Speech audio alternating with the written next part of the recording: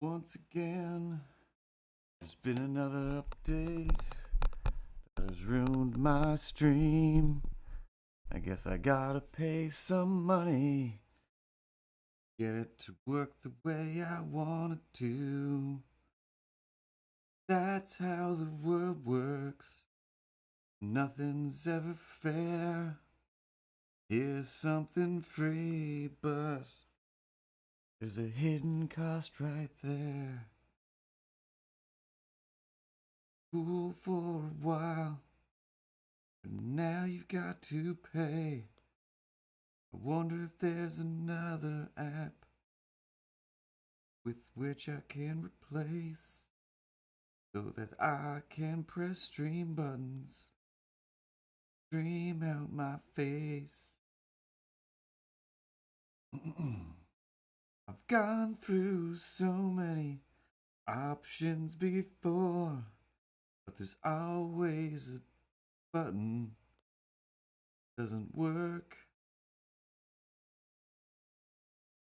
anymore. Going to the App Store.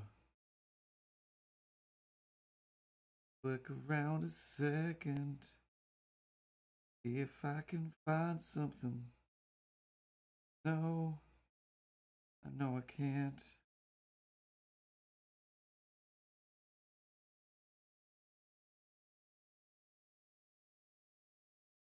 Hmm.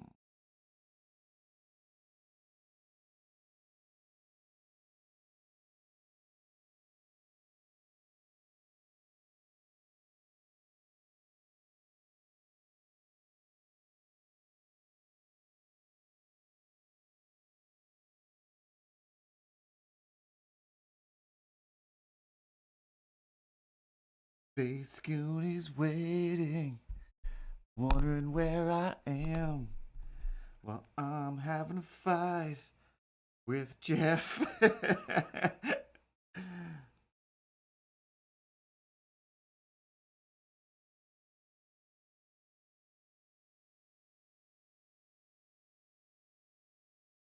Jeff said it's gonna be fixed up real soon.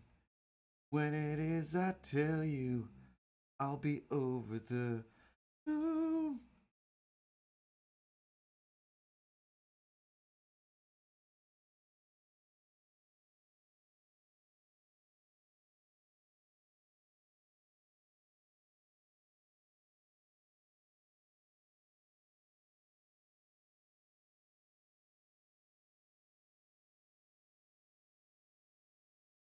So until then, let's install something different.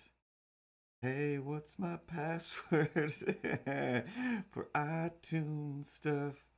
I almost sang out my password. Cause it's hard not to sing things that I'm doing. My name is not Sting. Alright, sending data online. Alright, so that's working. That's working. That's the way you do it. On the twitch.tv.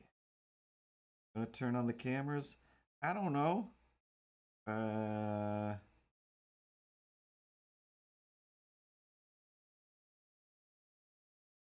that one wants money too. Everyone wants my cash, but I need that for pizza.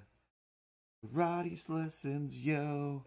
I don't know why I'm putting my phone here now. Straxo's back. Straxo is back. Okay, and I don't know why I'm stuck in this weird country music phase. Cats. Cats. All right, so I gotta do it.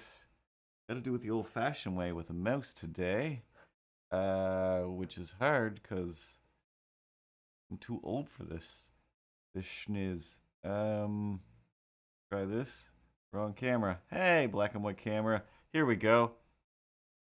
Unprofessional microphone, hanging out in space, getting in the way of my face. Oh yeah. Oh, this is so frustrating.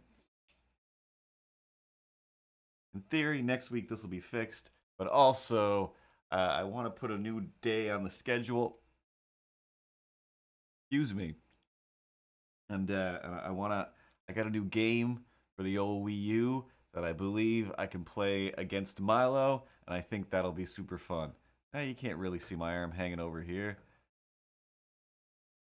Oh, so wait, I could play a game with you, and maybe I could win, and it won't be like cheating. It'll just be like an actual competition of width and or skills. No, yes and no, because it's a weird game that anything can happen. So even if somebody else is in control of Milo, whoever that might be, me, him, I don't know, maybe Ripley. Oh, this is hard. Meow, meow, meow, meow, meow. I know you'd never do that, sweetest angel, because you're the sweetest angel. Um, but yeah, I'll save it. I'll save it. But yeah, I want to play some more games. The other day, I was watching some old Game Grumps, and I'm just like, I want to play this game. What is this game? And then realizing, oh, it's a much bigger game with a bunch of weird games. But one of those games is just enough of a game of chance that that yeah, even if I'm playing against myself, we can still get mad at each other, and that's all fun and games. But yeah, maybe Thursday we'll give that a try. Um, and yeah, but I don't want to give it away because surprises and whatnot. Didn't really square up the. Yeah, it's fine. It's fine. The sign is where it should be. See a little Curtis puppet back there. A little Jeff Goldblum with his glasses. Oh man. But first thing is always first. Can I pop this out? If I could pop this out. No, I think I say this every week. I know that I can't. I could put it on this screen. Yeah, if I won't work. Won't work. Gotta be. Gotta be a way.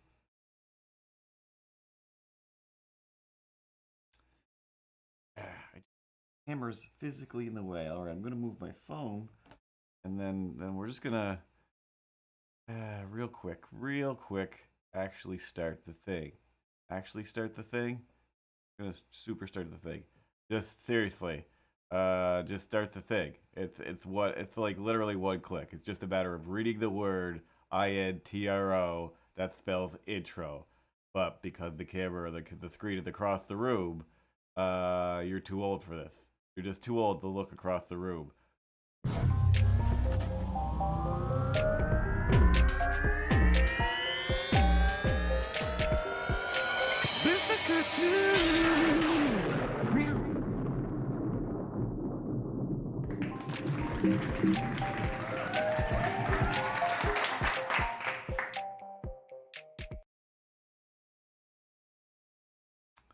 All right, definitely not as quick with the camera switching without my buttons, but I just harassed Jeff, the Grand Master of all the things, at work and was like, "What's the deal?" And he was like, "That was a mistake. That was a mistake. You'll have your buttons back, and the buttons are magical, and they allow for the quick switching between me and my imaginary friends." I mean, if I just do this, well, that's gonna slide all over the place. What if drawing table slide around a bit? Take this thing, it's supposed to keep things in check. Okay, that'll hold that in place a little bit, right? Isn't that crazy? And then have to get the mouse in the right place, right? There we go. Mouse is in the right place. And then scroll. Just scroll with it. Just scroll with it, and everything is fine. Everything's fine. Ripley, see the buttons on your screen?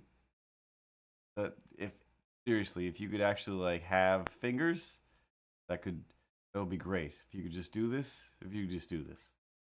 In the middle of the night, I go drinking from this mug, and then everything is cool. Till oh wait, you know what? Your scrolling is not gonna work. You know why? Because you're gonna put your pen on your screen, and that's gonna take your little arrow down onto the other drawing screen.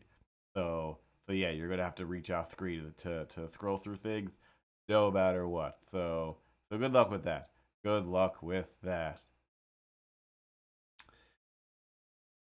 He might not know much, but he is right about that. So yeah, let's try. In theory, if I flip it up, flip it, and reverse it. Oh, maybe. Just maybe. No, it didn't. It takes up too much screen. Too much screen. But if I shrink it down real small.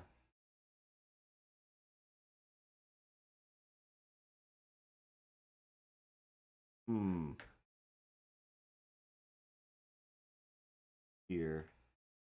This over here. Right? Yeah? Now I'm looking up at the... Tried to look up at the screen. The screen isn't there. Once again, if I... No, can't do that. Work.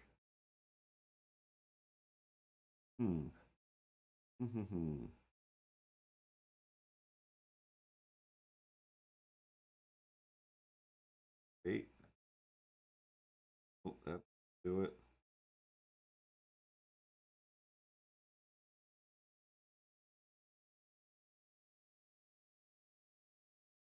All right. Okay, there's no easy way around this.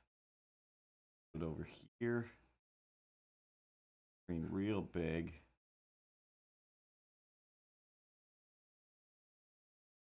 Smaller. Everything's fine. Everything's fine. See it?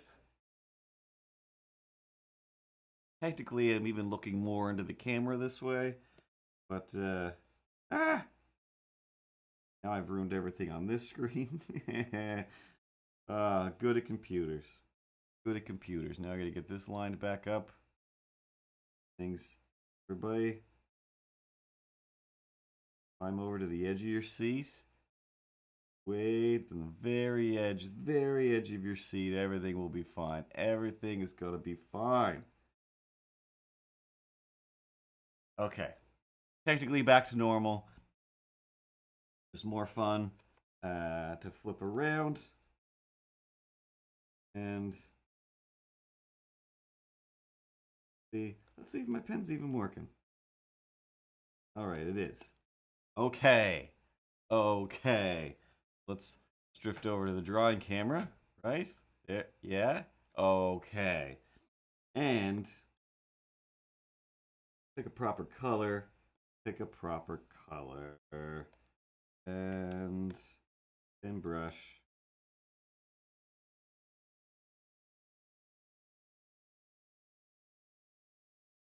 So today's comic strip is going to be a classic. Me and Milo, you know, disagreeing on stuff. If you didn't see, months ago, we started drawing, or we did draw, fully cleaned up a comic strip about apples.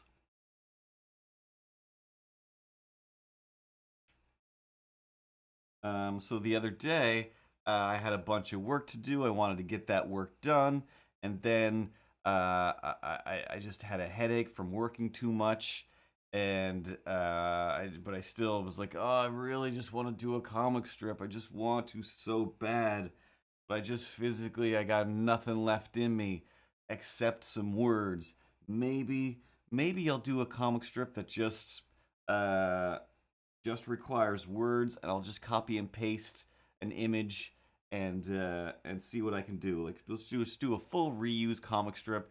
There's a few comics that I read online now. There's one about dinosaurs. I can't remember the name of it right now, but it's just the same picture over and over for each panel. I think the design looks great. I never find myself thinking like, "Hey, how do they get away with this? This isn't enough drawings for a comic strip. That's not cool. You got to have more stuff." And I'm just like, "Hey, that's right. Like, what? I'm always so obsessed with like, I didn't do enough drawings in this drawing today. I got to add more drawing to it." But it's fine. It's fine. Any way you get to your goal is still fine. Um, Watching some, I think it's called Human Fall Flat on like an old like Steam Train Game Grumps episode, and I don't quite understand the mechanics of that game. I can't get it on the Mac, so I'll never try it.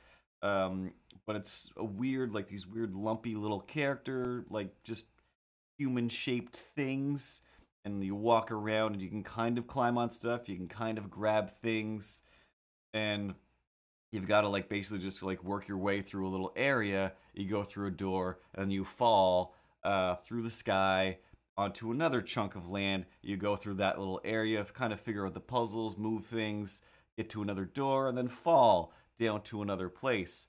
And they were just like, hey, like we don't have to do any of these puzzles. We can just like climb over some of these walls if we're careful about it. And they managed to get through like a handful of levels, and still get the same result in the end. You know, the game is still about figuring things out and climbing on things and pushing and pulling things. So they weren't not playing the game, and everyone had a great time. So, you know, that's a weird analogy, but it does apply to everything. Um, it seems like something that would play better on a Switch. Again, I've never played a Switch. I've still yet to. I have some Wii nunchucks and at least one game that requires the use of two-handed Wii nunchuckery. But I still haven't plugged that in yet. That's also a thing. I'm fully saving it for doing it on a stream. So I've got like a collection of like there's like a pawn shop, secondhand store, music store just on the next street over, and a handful of times I've gone over, and either when I've cleaned out old stuff from my storage closet or the shelves here, and brought them over. I'm just like, all right, I'm gonna go grab a handful of $3 to $8 video games, and we're just gonna trade for them. Some of them I've actually put in just to make sure that they do work. Others I have not, so I don't even know if they work at all. So I've got a pretty good collection of PS3, Wii U, and only a handful, like 2 or 3 Wii games. But yeah, I've never I've never Wii nunchucked. I've watched like my nephew or cousin. My cousin had, yeah, one way back when the Wii actually came out and was like a Mario Galaxy, I think. And I'm just like, what is even happening right now? I can't. I can't. And that's a game that even in watching Game Grumps, which I'll watch for hours. Excuse me. Even if it's a game that I've already or a game or a series I've already watched before, I can still watch it. It's always funny and or the game is interesting. But Mario Galaxy is just the flipping around, the upside downness, the round little levels. Like it just makes me sick, and I can't even imagine actually playing it. I'm sure it would feel better to play it, but it's one I never ever have any interest in playing. I do have an interest in playing Mario Sunshine. I don't know when or how, but I definitely played that for a minute once. But I've never had a GameCube, so I don't know. Maybe it used to be available to download on a Wii/Wii U, but I have not been able to find it.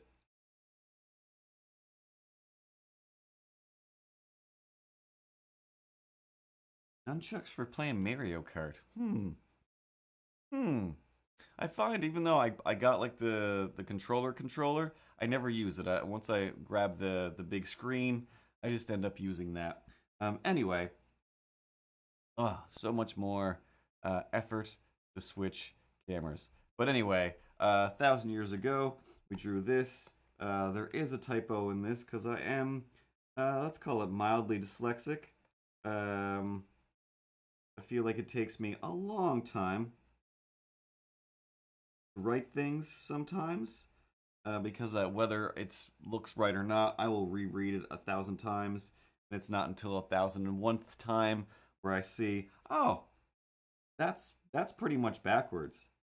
And I was saying that to a person one day, and they were like, "Yeah, that's what dyslexia is." I'm like, "Oh yeah, yeah." In my head, I always pictured it was like, oh, like letters are physically turned backwards and upside down when you're trying to read, and it's just like, no, no, no. You just have a hard time putting it together. Base Guna uses the gamepad. Hat Prue's got the nunchucks. And he doesn't know it. But those other guys are out of luck. Whoop-ah, he says, and hoo-ah, as he swings it through the air. Doesn't even wrap it round his wrist, 'cause something doesn't care. Karate lessons is building worlds made of little blocks.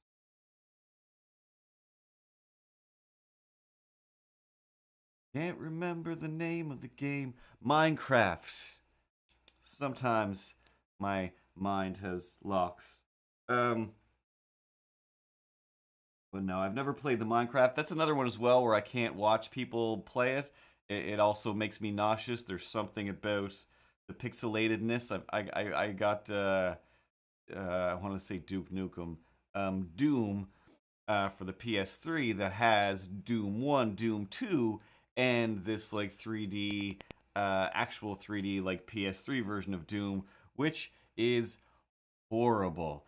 One of these days we'll sit down and play that as well. I threw it on just to see if it works, and man, it was. I never even finally got to like some zombie things coming at me, and I'm just like, it's taken me so long to get to a zombie thing, and you want me to get a flashlight and pick up some air canisters? Like, let me just walk around. Like, you're on Mars. Monsters from hell have come through a portal to attack Mars for whatever reason, and you gotta murder them all or be murdered. Do that. So I ended up throwing on Doom 1, and I'm just like, oh man, this game is still kind of awesome. Um, but that same thing, after a little while, I'm just like, ah, I don't understand. The pixelation's too much. And I'm a person who loves some 8-bit art. And game-wise, I still mostly play Mario 2 and Mario 3 when I feel like throwing on some Nintendos. Um, so anyway, the story of this, if you don't follow the Instagram, I posted it there, and the Facebook and the Twitter, all at Mr. Cartoons.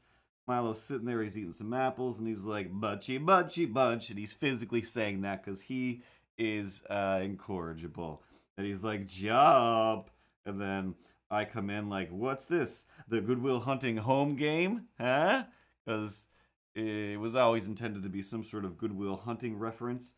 And then Milo's like, "Heh, no, I'm prepping for the beef." And then I'm all like, apples are just for keeping doctors away, and also for eroding your teeth because they're very acidic and they don't actually offer a whole lot of nutrients, but there is some good fiber in them. Apples are weird. And then Milo's like, "No, do the math, idiot. Who's gonna get bitten first? Doctor.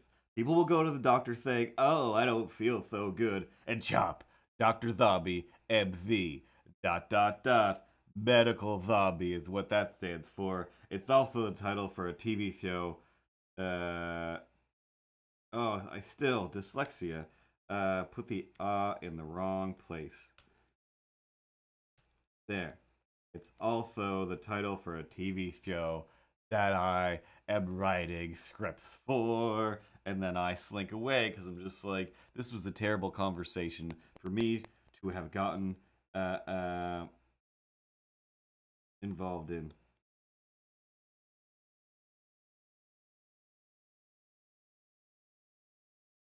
Yeah, there's an H in chomp. CHOMP.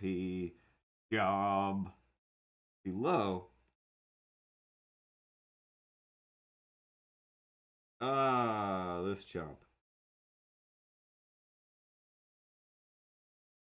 And anyway, I've already posted that to the internet, but usually I go through everything and double check, fix it, and or send it usually to Space Goonie's sister or another random person in the internet to be like, hey, take a peruse through this thing that I've written and tell me how many mistakes that I've made, and then I will cry myself to sleep.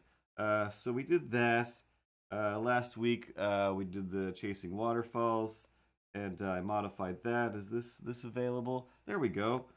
So in new to the store, as you can see in the starting soon scene, Milo was thinking about the new shirt, so I've changed it to I'm going to chase waterfalls, and the other person's all like, don't you chase that fall of water. And these are the posts that I posted to the internet earlier. And then this one, just out of nowhere, actually, I have a slight backstory or history to how this image came to existence. Um, came to existence? Came into existence. But yeah, Milo doing a little wink and was like, oh, this has got to be a shirt. So threw that together real quick. And it's a pillow and it's a sticker. And then, of course, if you're new, we've got sexy Red Plumber. We've got Weird Farrah Philosopher, Jeff Goldblum, Pride Rainbow, Mr. Cartoons. And I'm not sure if this is the one that Space Goonie just ordered, but we got Space Kitten, the new Unacceptable. That's all in the society6.com/Mr. Cartoons. And I added one of the comic pages. This is real blurry here, but the Jesus Maybe I Should Take Back the Wheel comic is also a shirt. More Jeff Goldblum sore. This is a super pixelated version of this picture, but now it says life always finds a way to murder you with dinosaurs, because it does. And Space Kitten, big, huh? I took some time, put a dinosaur stuff on an all over shirt, and of course, who doesn't want a nice little throw pillow with a Space Kitten on it?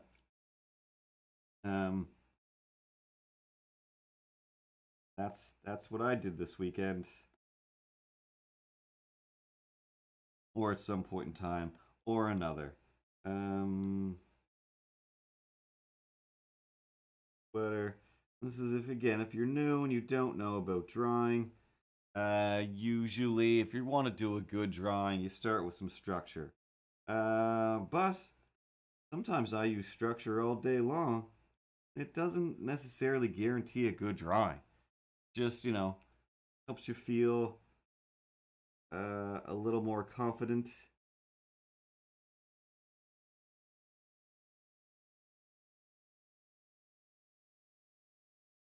You start plopping lines on a page, you know that at least there's some semblance of a guidance to my own madness over here.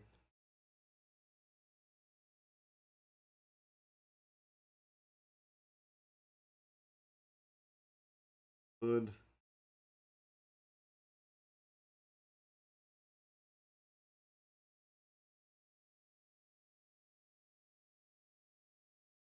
Pretty standard comic wise.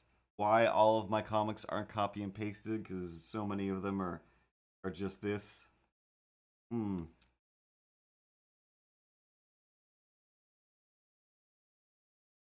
put us somewhere else.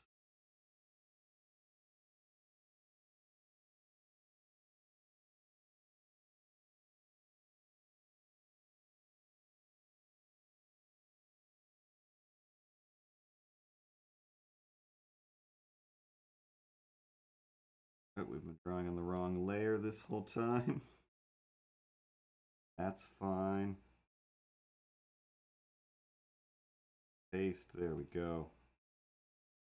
Scale it down a bit.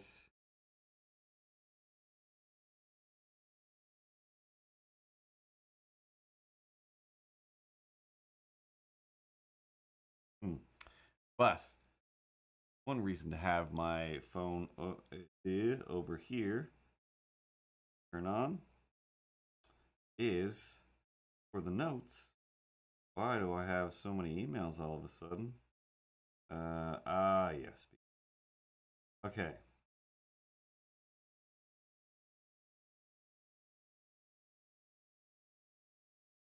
Mm-hmm.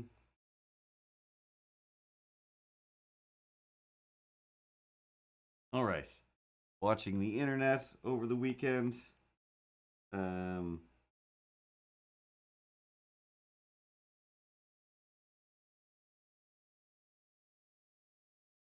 put my hands in my pockets.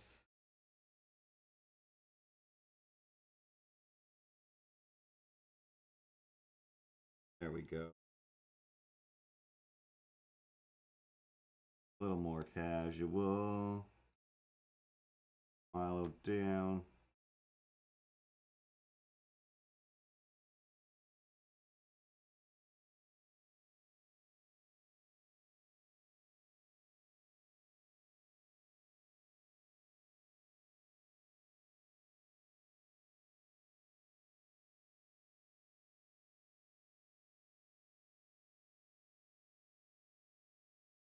So, one of the things that I learned from watching YouTube was there was this guy, and he was, a professional Twitch streamer playing, I don't know, let's say League of Legends, League of Legends, or Minecraft, or Warcraft, one of those things. Who cares? Doesn't matter. But at a certain point, people noticed that he always wheeled himself around in front of the camera in a wheelchair, and he never really commented on it. He never mentioned it. Eventually, people were like, "Hey, can you walk?" And I think he was like, "Oh no, I'm just always in this wheelchair." So if you want to donate lots of money to me and make this very, very valuable experience for me, that's fine. I'm not going to shy away from it. And then for a long time, he was the guy who was in a wheelchair and gained a certain level of sympathy. Not saying that, like, hey, if you're in a wheelchair, you don't deserve a certain level. Definitely, definitely, definitely.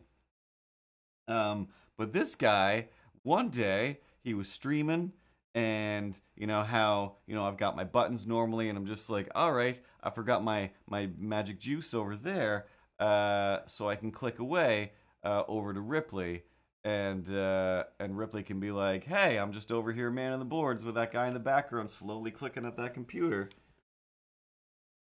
I can get up. And nobody can see me awkwardly get up and reach across the room and grab my super juice. Oh, snaps. Okay. Hopefully I didn't just lose connection to my drawing tablet. Bing. And then, see? I'm still in the same place. You don't have to see me using my legs. But I do have to readjust. Get my flash window back into that little box. That realistically, I could just get rid of that little box and then scale it to however big I need it to be. So anyway, who decides he needs to go to another room, but doesn't switch over to his Ripley cam. Now, he wouldn't call it that because he doesn't have a Ripley cam. Only I have a Ripley cam because I'm magical and amazing at having cameras and stuff.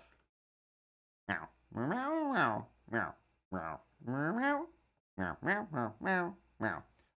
I disagree. I think that my camera is much more magical and or amazing. So if Ripley's gonna be saying all that stuff, I think that I am, top shelf and the winner. And all of these streams are realistically all about me. So I mean, hopefully this wheelchair guy ends up in a story about me. He mentions me. I'm sure he mentions me. What about me, guys? I'm here, brah, and I'm a bodacious guy, but I'm also a cat. Hey, I got nothing else to say except good deeds and happy salutations to all, and to all a good night, etc. And my name is Ted. Thanks, Ted. Hey, it's a bit of a lamp in the way, but there's Ted on the wall. He's really on the wall. He's one of the few things that's actually real in all of this stuff. Um, but yeah, um,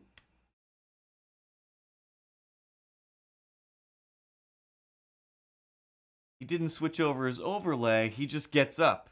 He just easily, as a matter of factly, he stands up and he walks out of the room. There's like a fish tank or something behind him, so you can see the reflection of a grown man standing and walking. The wheelchair kind of, gently rolls back a half an inch or so, and it was a big scandal, big old scandal. I can't remember his name now.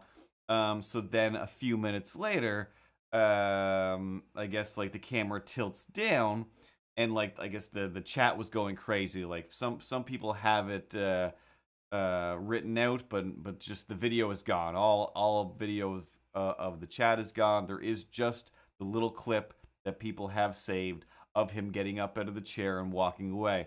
Camera tilts down. He types, "Oh my God, guys! Oh my God, so crazy! My dog was like pouring water over the wire, so I like tried to reach, and I fell out of my wheelchair." The chat is just like, "You can walk? Did you just stand up? He can totally walk. He is not.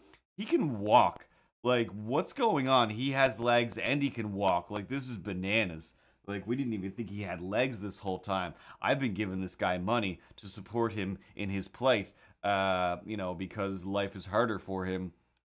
And this is all that he has is streaming this thing. So, I got him. Well, why wouldn't I be supporting him? Like, I can't believe, like, you could have lied to us this hard. Like, this is bananas. And he's like, "Oh my God, you guys. My dog, he was like, or my cat, whichever it was, my dog was like pouring water all over my wire, so it was like I had to like stop him, so I like fell out of my wheelchair and I actually like banged my side on the desk, so I actually hurt myself real bad. So I'll be back later. I'll be back later." But I didn't get up and walk. I totally like fell. Totally fell. And then of course, there's a lot of backlash for that. And he didn't stream for a while. I believe he's back now, and nobody really follows him because how do you support somebody that in a bit of a way is kind of taking advantage? Like if you are supporting somebody uh, in a wheelchair and then they're not, that's support that you could have been given to somebody who's actually in a wheelchair. It's kind of like stealing from charity. Um, it's very weird. It's very very weird. So within this little documentary, YouTube video about this thing, they later on, somebody else is like filming, like, "Hey, I'm finally meeting whatever, like Blizzard Man or whatever his name is." And there he is, and like, "Whoa, like, bro, like, you lift, like, you must lift a lot, like, you're like totally ripped, and like your girlfriend's hot, and these are your friends, and you do, like, you have legs, like, it's crazy, and look at you, you're just like standing there, like, you shaved your beard," because he had like a big, very pronounced beard, so that was all shaved off to, but it's like, well, you change your name, like, if you're gonna come back, and you just change your name, it wasn't your real name anyway, just you got to start over. You're I can't imagine very many people are going to come back and support you after that. So it's like, yeah, shave your beard. I don't know, wear an eye patch, like make that your thing if you need some sort of disability to lean upon. Um, and yeah, Pat Prue is watching it right now, and yeah, the guy that was documenting it said, he's like, "See, you can clearly like see him get up and walk away in the reflection, and then see him walk back in the room and tilt the camera down. But then yeah, he's just like, that's me." Um, so I don't know. I assume he was probably just one of these guys that is like, "Yeah, I do just hang out in a wheelchair all day long because I'm lazy, and it was in the house, or it's just fun or weird." I thought that was amazing. But in all fairness to this guy, um, that's also basically like what politics is. So there's a whole lot of maniacs out there getting all kinds of support for things that they're not doing, or the opposite. They're getting support for things they're saying they are doing, but they're not doing, or things that they say they're not doing, but they are doing. Either way, that weird orange guy is still the king of the world to a lot of people.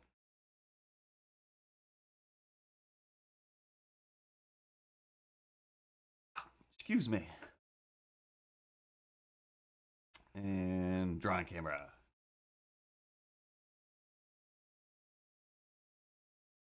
So that was fun and interesting. Not fun, but like just an interesting little internet watch slash find.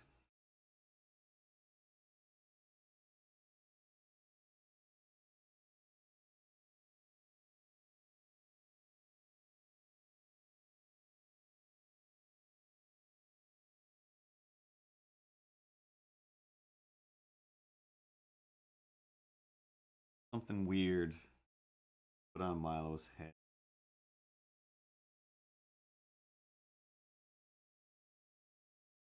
Had a stormtrooper helmet on. Um, how about a mascot head of his own head? Do do do.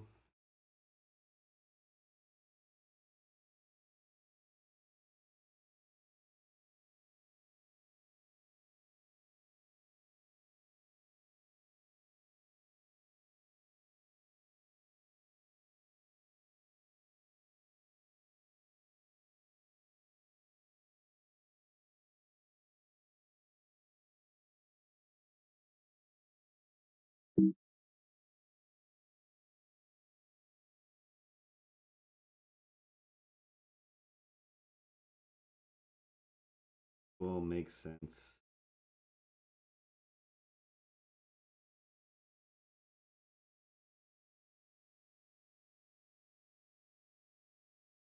Eventually.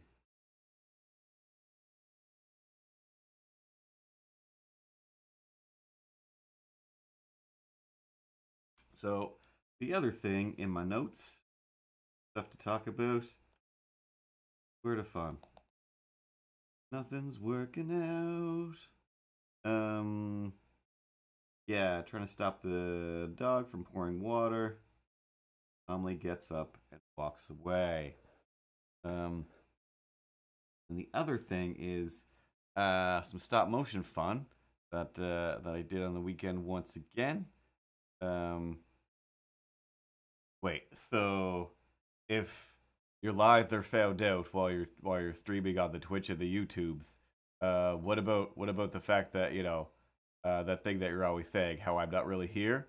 So if people find out that I'm not really here and you're just talking to essentially the space heater that is pretty much standing where I'm standing, is that are we gonna lose all of our Twitch buddies? We don't have any Twitch money to lose, so I mean, you know, we can lose the $3 a year and that's fine. But yeah, I think we're fine. I don't think anybody's fully convinced. I mean, it's adorable. The odd time somebody refers to Milo as, "Oh, Milo, I can't believe you're saying that," and that I find that very empowering and magical. But yeah, no, nobody's fooled. Nobody's fooled. Uh, but um, but yeah, what did I do? Oh yeah, we're not going to talk about Space Jam because I don't know. I did a post already about Space Jam, but essentially my side. I guess I am. I guess I am. Much easier to have Milo chime in. Oh no, every time you say you're not going to talk about something, that is literally the last sentence that you say before you talk about that thing. Everybody knows it. Is that maybe that will be your Twitch lie? That it's just like, oh, this guy over here. Every time he says he's not going to talk about it, he talks about it. Cancel him. Cancel his four-eyed face. Um, But yeah, either way, it's just like old Lola, new Lola. I don't care either way. I don't care either way. From a design standpoint, all of the Looney Tunes have a certain Looney Tune physique to them, and Lola looks like, excuse me, holy, looks like a more like Jessica Rabbit in disguise as a bunny. But if you Google image search female Looney Tunes characters, Taz's mom, the cat whose name I already have forgotten, but the cat that usually gets the stripe painted down its back, and then Pepe Le Pew accosts, and he's the bad guy. Um, there's another cat that's just called like Mrs. Cat, who I can't remember what she's from, but I think she's normally just like in Sylvester cartoons as the female cat. Petunia Pig, um, yeah, all of them. Like there's so many, and they all still have basically the same physique as Bugs Bunny and the rest of the gang. And then this like 12-year-old rabbit girl, um, has the body of just like you know somebody who's been drawn by a bunch of animators who want to draw a sexy lady all day. And again, that's fine. If you don't know, that you can go to mrcartoons.com/books. I have 2 books of sexy dinosaurs. Um, it's just like that Mario drawing and that other Farrah Fawcett. Farrah, one of these days, I will take the time. Paraphilophosaurus, the dinosaur with the crest on its head. Where it's like, yep, I draw sexy versions of things. I don't jam them in kids' cartoons. That also being said, the first kids' cartoon that I worked on, there was a mom character that, for the most part, it was just a basic shape. It was the old, 50 style fun where it's like it's all kid characters, and then the mom was only seen from the waist down, and half of us, the male half, I think, of the studio would draw the sexiest mom. Actually, no, you could see her from like the chest down sometimes, I think, and it was the sexiest character ever, like just ever, depending on who drew it. And then other people were like, I'm just gonna draw it normal, like the model sheets, because this is for kids. And we're still just like, yeah, but we got to work here all day. So at one point, um, Mirko in the studio, who I've mentioned 1,000 times before, I worship Mirko's art style and his I don't know, means of producing things. He was just so efficient and amazing. But at one point, he decided, I'm going to start doing like a studio newspaper. And he would collect up flyers from regular newspapers. And he would make, a few weird articles. And then I added in a calendar. So there would be a calendar for the month. And then I would put, usually just different versions, either that I would draw myself or I would grab from Jake's scenes, because Jake always drew the sexiest mom, and I would just put her at the top of the calendar. And then every month there would be this calendar. I would put the important dates on it of the month. People would write on it and keep it up either above their desk or by where the storyboards were. And that's a thing that we would do. Because yeah, animators are maniacs. They're all maniacs. And it came with flyers. Most of them were out of date by the time you got to them, but Mirko also made a zombie movie, and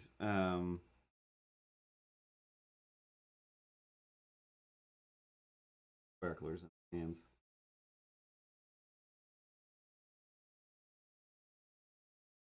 And the main character in that movie, um, basically like let everything go, and her apartment filled up with newspapers, just filled up with newspapers.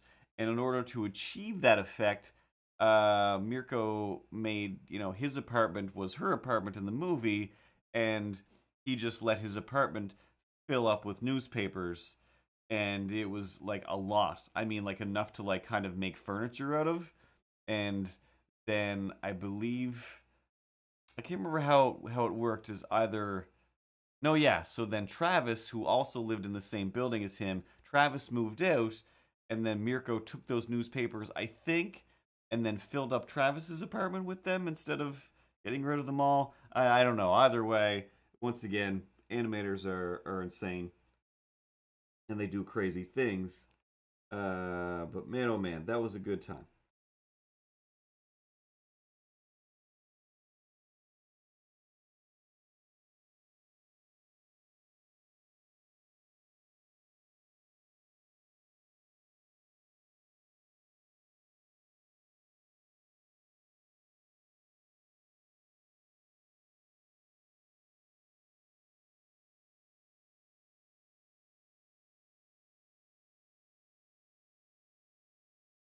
So anyway, regardless, um, the main point of Space Jam 2 is it's a basketball movie. And the thing that I'm planning on being furious about, I don't care about any of the character redesigns. I don't care about any of the characters. I don't care about any of it. I know that my friend Carolyn worked on it, who we used to work on those shows that I talked about. And now she lives out in. Have a good night, Space Goonie, out in Vancouver, and she worked on the new Space Jam movie. She animated Lola Bunny. She animated Bugs Bunny. It's just like, wow, oh my god, like I've never done that. Like that's amazing. Like you're literally, you've done the thing. You've come full circle, and you've gotten to animate feature versions of the characters that we grew up on. So it's like you're an animation superstar. Like that is what you are. Something, something, something. Don't know that song. Um,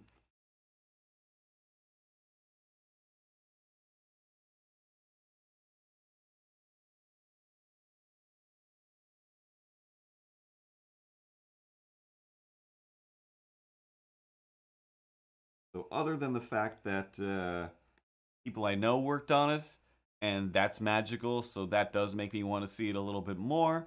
I know that it's still for kids, and I don't have kids. I'm not gonna abscond with some kids and take them to the movies, and it's a weird time in society where we're not really going to the movies anyway. And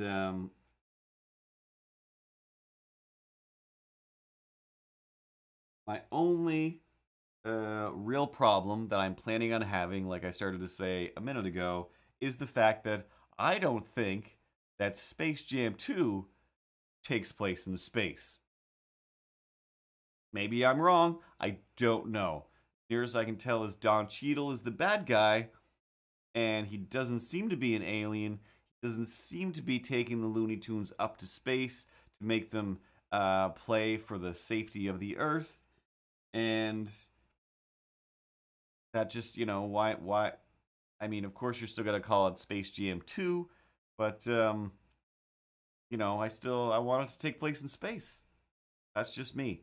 It, again, doesn't matter. It doesn't matter which characters are in it. It doesn't matter which characters aren't in it. It's still just a cartoon with sports people mixed in, probably lots of celebrities, and overall will probably be a good time. Unlike, no offense to anybody who worked on the Tom and Jerry movie, but that looks like unwatchable garbage. And I love old Tom and Jerry cartoons. I did watch a thing about the new Tom and Jerry movie that kind of was like, oh, that's what it is. Like, thanks for explaining to me why I think that I have no interest in this. But it's like I keep forgetting the same as the Smurfs movie, where it's just like, is this movie about Neil Patrick Harris and whoever else is in that movie trying to have a wedding or conceive children, whatever that was about, and then Smurfs are in it? Even more so, the Tom and Jerry movie is like, hey, I need a job. I'm gonna get a job at this hotel.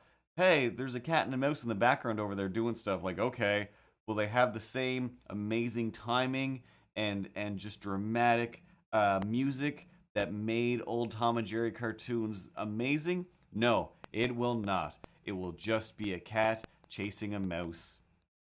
Occasionally, they knock over some people, and a lot of time spent on just real people going and reacting to something that isn't there.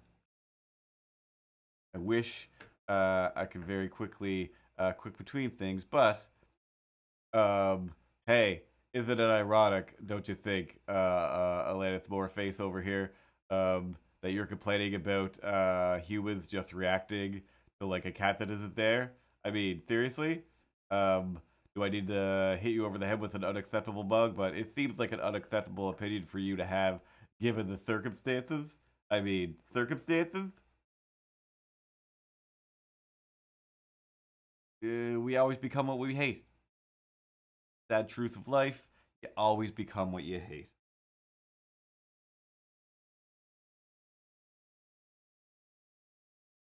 That's a good point. Pat Prue. There's a rule in animation. You can't save a bad story with good animation, but you can always save bad animation with a good story. Case in point, South Park is amazing. And realistically, it's just barely animated. It's half the time like one step up from stick figures, which again makes sense because it's being fully reanimated like hours before it goes out to TV. I haven't watched South Park in a long time, but yeah, they put everything into the making it poignant and about a thing. But yeah, it doesn't really matter what it looks like. And again, just like why this comic is about just copy and pasting and reusing artwork, that dinosaur comic that I really love.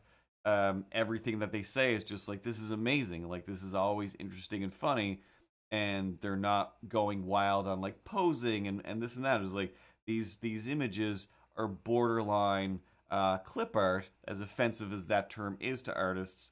This is the really great design clip art, but it is basically like, here's my dinosaur, here's my T-Rex, here's my I don't know, Stegosaurus, and just like copy paste, copy paste. They're very very simple shapes, very adorable though.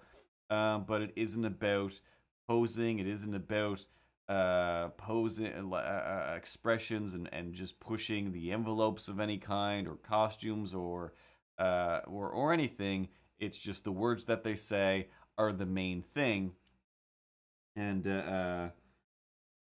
that's just how it works. Whereas yeah, it's just like, I was very impressed. Like, Tom and Jerry look pretty good. Like, they look good. All the animation looks good. But when you compare it to the old stuff, it doesn't have the slow build up. It doesn't have the payoff. It has none of the magical timing. And again, they just throw in pop music instead of the orchestral magic and majesty that oh, I can't see that on the screen. Um, see if I can drag this over here. Oreo, the anime weeb. Thanks for following. You've got a gooey center full of goodness. But yeah, like, I mean, if you go back, like, it's just like the music really helps sell this. Again, same with old Looney Tunes. It's really all of their movements. It's not done with sound effects. It's not done with voices. It's not done with words. It is all done with the backing music. And yeah, the new movie is just all about playing something. And again, like, I watched at least the first Chipmunks movie, possibly the second one, and I kind of love it. I mean, story wise, there isn't one, and it doesn't matter. But when they do break into popular songs of the time, just like, this feels good. This feels good. It's great seeing these little guys doing songs that everybody knows, and it's a good time. It's a good time. But Tom and Jerry just looks like you would be going, oh my god, just get to the end. I don't care if this girl still has a job or not at the end of this movie. Who is she? Who cares? She is not Tom. She is not Jerry. She's not that big dog. And those are all the characters that I know from Tom and Jerry. Um, I feel like this was done in both a Looney Tunes. No, this was a Looney Tunes, but I think Tom and Jerry did a similar thing. But one of my favorite, yeah, this was just a cat. Um, I think it was like where those characters like there's these two little mice that just mess with a cat. Maybe it was Sylvester. I don't remember now. Uh Anyway, it was the best thing ever where they basically convinced the cat that, he was like floating away, so he was like desperately clinging to the ceiling because they nailed all the furniture to the ceiling and he didn't want to float away. And it was just like, this is amazing. Like this could go on for hours as far as I'm concerned of just the different ways that this cat is reacting to the fact that again, without words from the cat, that it's just like he thinks his whole world is physically flipped upside down, and instead of just accepting like, well, this is my new gravity, I will walk on the ceiling now, he physically tries to hold on to the other side of the earth. And it all internet at work is always a jerk. That's why you use karate to chop yourself to the future. And it's stuff like that. Like, and again, like the Tom and Jerry's that were amazing, were the ones that like, although they're just the cat and mouse chasing, it's the parts where there's a slow, it slows right down, and Tom is just like, I'm gonna get him, and they use all of the same stuff like in the movie, like he was showing side by sides where uh, uh Tom is like, he thinks he's got Jerry on a rope and he's trying to pull him in, and meanwhile, Jerry knows that he's actually reeling in the dog, and he like comes up behind him like, do like, how about this mallet or not mallet? How about this baseball bat / club?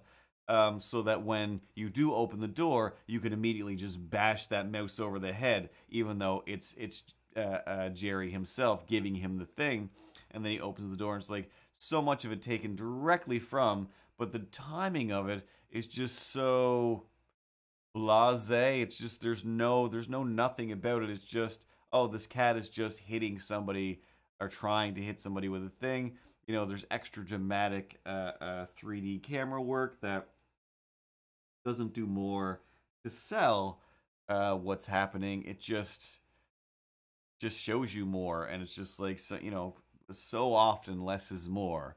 If Jaws taught us anything, it's not about showing you as much crazy shark effects. It's about showing you how everybody is building up to like what's going to happen. What is this? What is happening? It's about those people. And so much of Tom and Jerry was about, watching Tom like really try to feel like, why? Like, what's happening? What is happening to me? I am being tormented. I should be able to do this.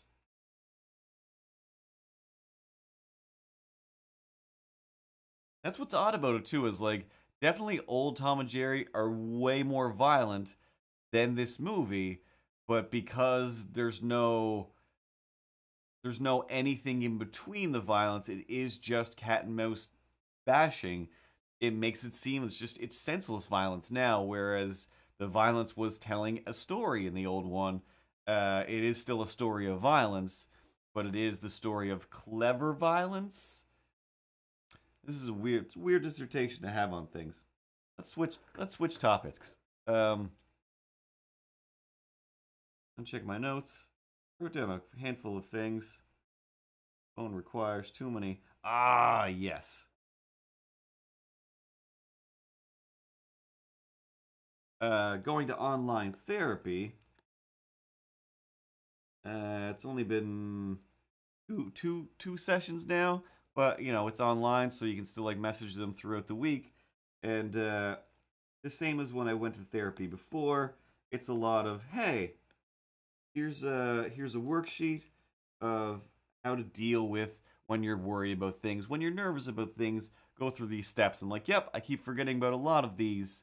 But I don't know. It's hard to, you know, always keep these things in mind, and that's why I'm just like, oh yeah, this is why I need to go back here, like, because you do need a refresher every once in a while, or at least I do, to remind you, like, you can't just sit and work all day long, all night long, and plow through it. You need things to take your mind off of that. You can't just worry about the nonsense of the world all the time. You need to be able to take your mind off those things and feel good about it, not feel guilty that you're just like, hey, I'm not going to think about, vaccines or maniacs attacking everybody. Like, still want to do good in the world, but if there's nothing I can do about it, what should I be doing to be making myself the best Curtis that I can be? Um, and one of those things I realized, and I didn't realize until I was going through this worksheet of just like, hey, this suggestion is like, go out into the world and, take notice of the trees and smell the smells and oh look, there's some grass and then the leaves blowing. Just well, none of that's happening right now. It's all just frozen and it's cold and it's windy and it sucks. But I'm like still making sure to go for a walk and just trying to explore a little bit, I guess, and enjoy that. But as much as I know that going for a walk in the world really does like just make me feel good and make for a better day. Doing a little bit of yoga, a little bit of exercise, all of those things make life more palatable rather than just trying to just do work, make things that you're supposed to make and pay bills and whatever.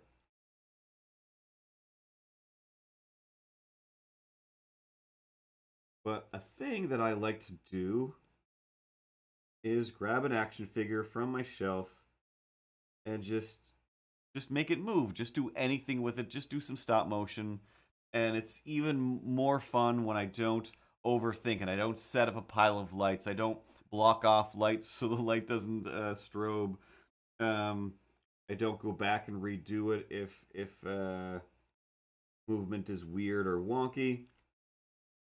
Because realistically, what I want to do is entertain little Curtis from many years ago who did sit with his action figures and really spend the time, mentally taking frames. Like I would keep posing and moving those poses and imagine, oh, if I could stop, if I had the technology, I would be animating this and see what that looked like.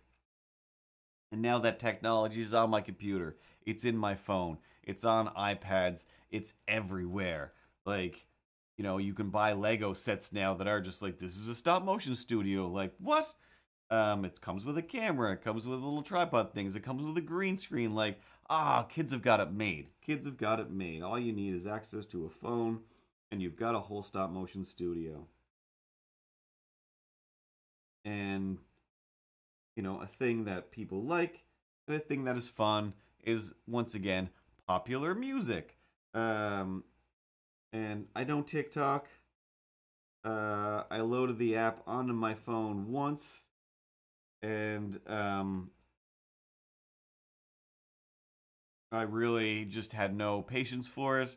I am way too old for it, because it is just like I don't care about people dancing. I don't care about people pulling pranks. I don't care about people sitting in their car lip syncing to things. So much lip syncing to things, whether it's amazing or terrible. I just don't care that much. Unless, of course, I'm the one doing it. But Instagram, on the other hand, I still enjoy Instagram, and the Reels have absconded with the TikTok music adding thing, so that you can put popular real music on your little video and it still credits the artist, so it's like nobody's technically stealing. Everybody wins, I guess, in some way. I don't really know.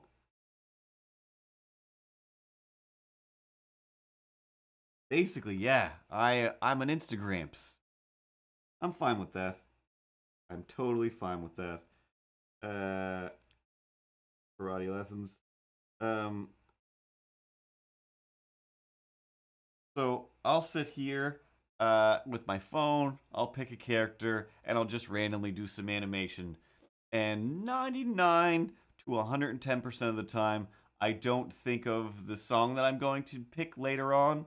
The You've Got a Friend in Me. I was absolutely intending to grab the Golden Girls theme. Thank you for being a friend. But there's just too many pauses, and I didn't feel like accounting for those. So I found one that was something that was similar, but the You've Got a Friend in Me doesn't have a whole lot of pauses, so that I can take the alien figure that I have the mouth just constantly open and close. It's not animated to any music. There's very little thought put into it, and only animate some of it, and then I looped it because I've got other things to do. Same with the Prince Adam dancing it up to David Bowie's Let's Dance. Just randomly moving his arms around. I'm just like, this is the worst dance. I could think of something. I could look at some TikTok dances and make a better dance out of this. But I didn't. That's not why I'm doing it. The point of it is because I just like making an action figure. I like making a little toy move on its own, whether it's amazing or terrible. I just like the act of doing it. And it wasn't until doing these therapy worksheets of like being mindful, doing something that takes your mind off of things that you also enjoy, and realizing like, oh my god, doing stop motion is therapy. Like the same as there's so many people who are like, oh, this is my, you know, knitting therapy, or this is my, you know, I can't think of anything, but whatever, my dog petting therapy. You know, there's so many different things that people do. Like, oh, I bake. I'll sit down and I'll bake something, and that's, you know, it's icky. I put my mind on that. I don't worry about the woes of the world or the problems in my own life or this and that for a little bit. So for, you know, 20, 45 minutes of the day, I'm just doing this thing. And no matter how big the world has gotten, it doesn't matter. I get to just be in this little space and just enjoy this thing. And I'm always thinking of it as like, that's such a weird, dumb waste of time. I'm just sitting here as a full on adult playing with some action figures, although I'm animating them. But it's like I'm not making a short film. There is no story to it. There is no anything. It's just for the sake of doing it. So then last week sometime, several days after doing the Prince Adam Let's Dance reel, realizing like, oh, that this is this fits the criteria. I'm over here writing like, well, I went to the park. I did, you know, go down by the water and listen to the river go by or the stream go by, the water and the birds and blah blah blah. Which normally I can only really enjoy in the summertime because in the winter you can't stop moving, or you freeze. You just freeze. It's just too cold. So I can't just like go down and sit by the stream and draw and enjoy nature because it's just too cold. But realizing that, oh my god, I enjoy this so much more than I think that I do, and not only is it okay to do, it's like this is therapeutic. Like this does help me unwind and I want to say decompose, decompress at the end of a day, during a day, because it is weird that like I'll so often have these days where I'm just like I'm just desperately trying to finish this scene of this fox, you know, picking up a thing and throwing it, and it's just like I do enjoy doing this, but I don't want to do this anymore. Well, what do you want to do right now? Like I kind of want to just grab an action figure and animate it, or I just want to draw a thing. It's just like I want to take a break from drawing to draw something, And it's just like something about that is mildly insane.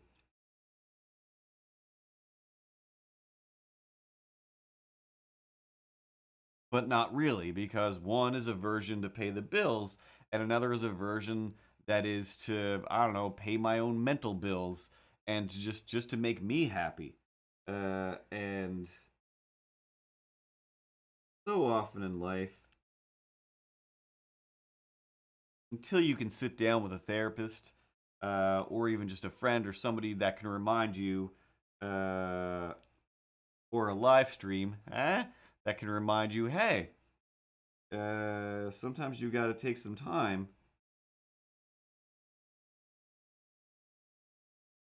to enjoy what you do in the way that you enjoy doing that thing. Even though you've made that thing your livelihood, it's okay to enjoy the fun version of it as well.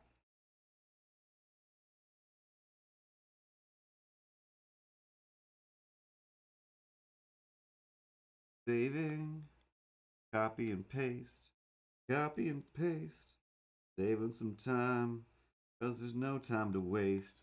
And that's a Christmas song all the time. Um,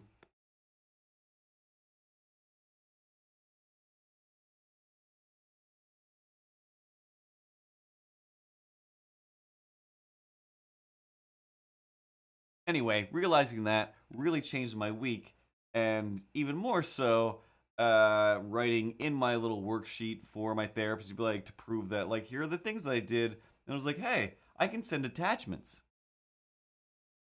So I opened up Instagram on my computer, did a screen capture so it would take the music as well, and then sent her this video like, hey, re, that thing I just said.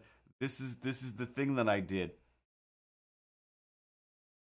I'm an adult, but this is how I entertained myself, or took my mind. This was my art and craft, as listed in the things. I don't do regular arts and crafts, but this absolutely counts as an art and craft. And she was fully like, "Oh wow, that was great! Like, thank you for sharing."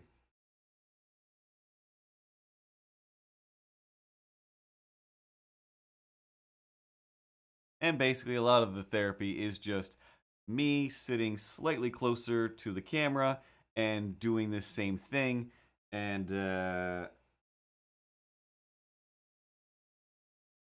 entertaining some lady from halfway across the world.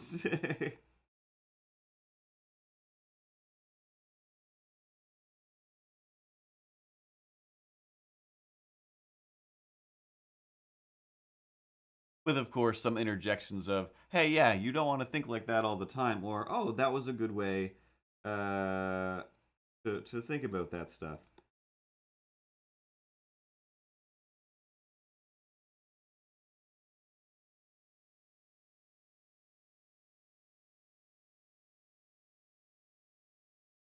And that's why, if and when you do watch the reels that I've done with stop motion, and they are not at all in sync with the music that they're singing. The last one that I did was some Lego dinosaurs that I picked up a while ago from the collectible the dinosaur video game slash comic book store,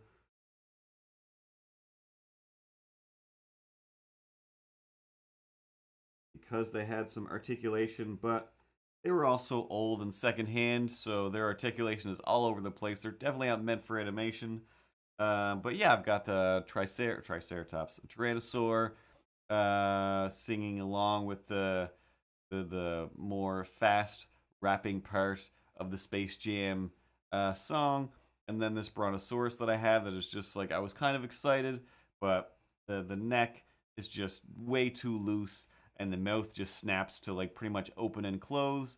So it's very hard to get it to go where I want. So I'm like, well, this is the last time I'll animate these things. Into a bin, you guys go. Um, but that one is the closest to planning something.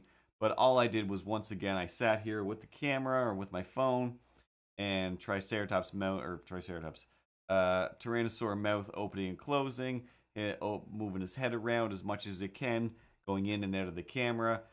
Stop, put it at a different angle, do some more, put it at another angle, have him like turn his head and then keep saying things so that I could still just re-edit it within Reels and get a little bit closer to it syncing up with the song.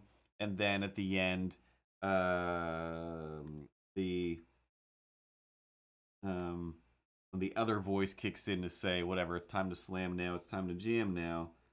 I gave the Brontosaurus those lines, and I was very surprised. It's just one quick little bit of animation that I repeated twice, and it's surprisingly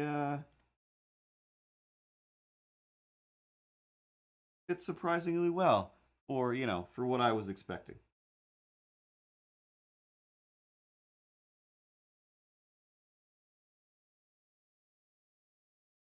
Stream's still working. I have a horrible feeling that the stream stopped working.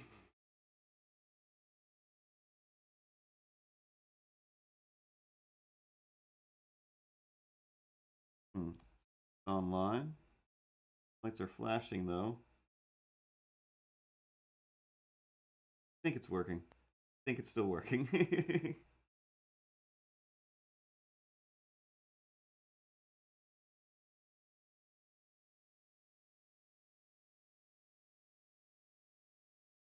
Sometimes you look down, just like, hey, that normally has a green dot by it, and then it doesn't. But I think it's just new, so it's just a weird, different dot. Hadn't looked at it in a while.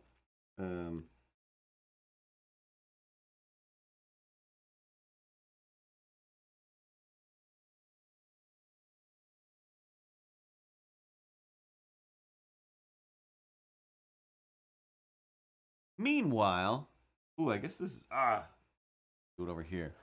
Let's go over to the news for a second, and I think this one.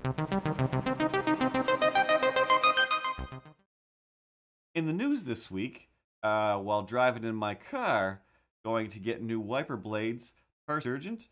The radio man came on, and the radio man said, in Oklahoma, the I also grabbed another thing. The state rep, Justin Humphrey, presented a bill to capture the elusive Sasquatch, Bigfoot, for those who like to speak in layman's terms about the Sasquatch. He is offering, it went from a lot of money up to $2.1 million if Sasquatch is captured. They're apparently going to offer, like Sasquatch hunting, trapping, tracking licenses, lots of lots of stuff. It's clearly just a big tourism scam to get people to come, just like the whole Loch Ness thing. Like, hey, come on down. Maybe you'll see the Loch Ness monster. Like, if it was there, we'd see it. I think. We've got all kinds of radar and stuff. It's insane that we haven't seen this thing, but they're offering $2.1 million, and a lot of people will probably flock there and try to catch a Sasquatch. But in related news, in 2014, while I was looking up this information to make sure I have the right state of mind and of America, another story said that I believe it was Spike TV. Remember Spike TV? It was like for dudes. It used to be a country music channel. Then it was Spike TV, and I'm pretty sure it doesn't exist anymore. Spike TV back in 2014 was offering $10 million for the capture or the corpse of Sasquatch. So clearly, it's not about the amount of money, because if nobody found one for 10 million, and we're not going to see the Sasquatch that they have captured, 2.1 probably isn't going to do it. But yeah, that's where Most Extreme Elimination Challenge, which gave birth to the Wipeout series on other channels. I believe Spike TV is what brought back Ren and Stimpy and that dumb Kelsey Grammer as a rat cartoon, and of course Stripperella, the Pamela Anderson animated cartoon from Stan Lee, which also looked like dumb garbage. And yeah, it was the Man Network for a little while. It was all about action movies, as Avocado Shakes can attest to. But I think that's the news. We got any more news? Space Jam, Randy Newman. That's it for news. For the Mr. Cartoons Network, News Network, we can go back over to regular camera. Meow. Oh, that's this camera. Go looking. Nope.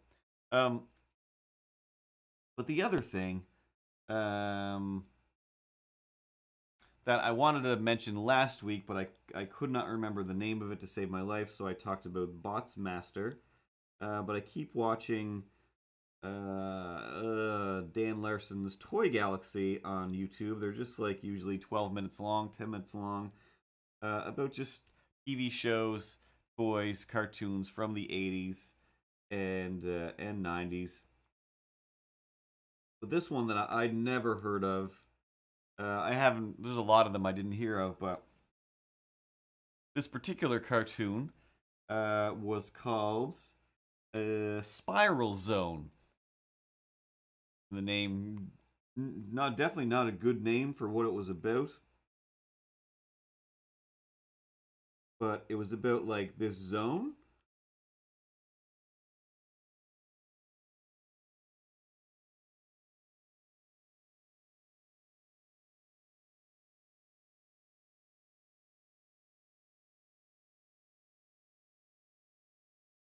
So there's like the city or whatever, and everything's basically just normal. Everything's just normal in the city, except like in the middle, there's the spiral zone.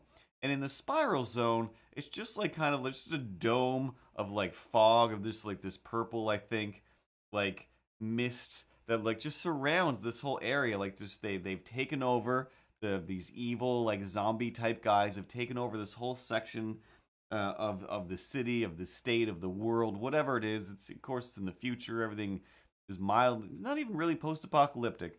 But there's just these bad guys that they want to take over the whole world.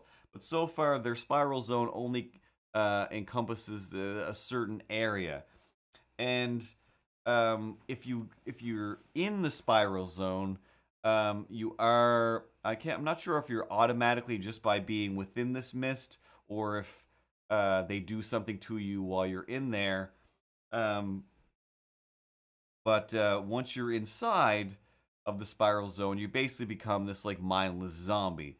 But you can be brought back to normal if somebody comes and gets you and takes you out of the spiral zone. You'll go back to being a normal person.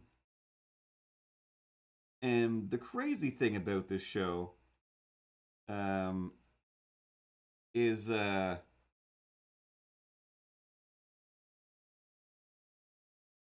nobody's doing anything about it other than, oh no, some people got stuck in the spiral zone.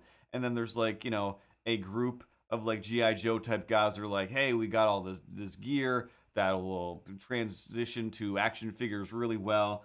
We'll go in to the spiral zone and we'll get those people back. Like we'll save people who have been trapped in the spiral zone. And that's our thing that we do. We fight the spiral zone, but only when somebody gets trapped inside. Other than that, Spiral Zone has its jurisdiction. It seems to be like, yeah, you're the mayor of Spiral Zone. You've taken over this area.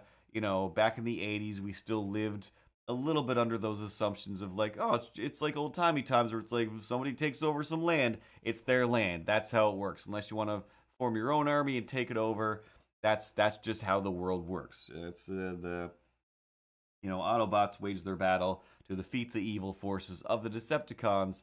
But if the Decepticons win fair and square, then that's their area, and they live there now. but the only real defense, I feel like in one of the shots that I saw, that there was maybe like a like a construction horse, I will call it, a divider, just those little pieces of wood, like caution pieces of wood with the legs on it that are just like, don't cross this area. It's the spiral zone and it will kill you. But other than that, it was like, here's the street. You can still walk or drive down the street as normal within inches of the spiral zone. And then sometimes, some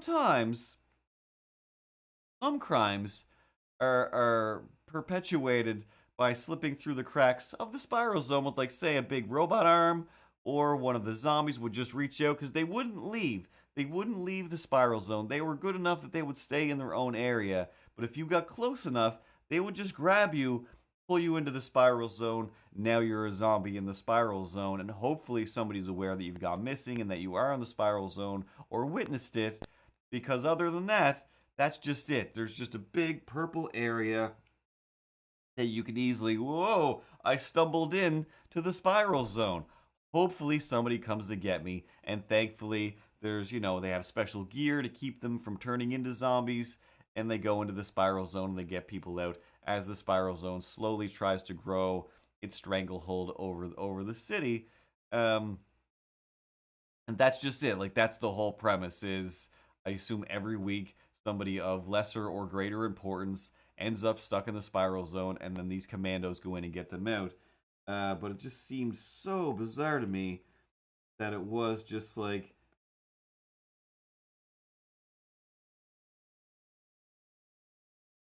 that's it. There's no walls put up. There's no people like on the rooftops in the buildings where I'm sure lots of people literally live across the street from the spiral zone, the deadly zombie creating zone. Just yep, live at your own peril. And kids on skateboards, you're definitely gonna fall into the spiral zone.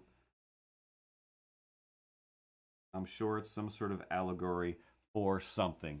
But yeah, it blew my mind more than any of the other cartoons, most of which I'm usually aware of or vaguely remember wanting to watch, at least, if not having family members who had cable, taping them onto VHS cassette tapes. But I could later watch these weird 80s cartoons. And I'm sure it's because of watching all of those things. What popped up, I think just yesterday actually, on YouTube was, hey, do you want to watch the entire CBS Saturday morning cartoon lineup from, I don't know when it was, but it wasn't, I was say it wasn't so long ago, but it was at least 25 years ago. It was when I was a teenager, I believe. And man, did it ever suck. I remember being excited for and wanting to watch the Wildcats cartoon and never really getting to see it because I had the comics. I read a bunch of the comics and didn't realize at the time that, like, cartoons could only do so much. So it is a whole lot of like, oh, these are super powerful superheroes that are like, they shoot beams. One is just all about swords and chopping people up. Another guy is just straight up an assassin. That's his thing, is he shoots people. And another guy, his name is Warblade, and his hands just turn into just giant sharp knives and blades for war. And they fight, crazy Daemonite monsters and businessmen.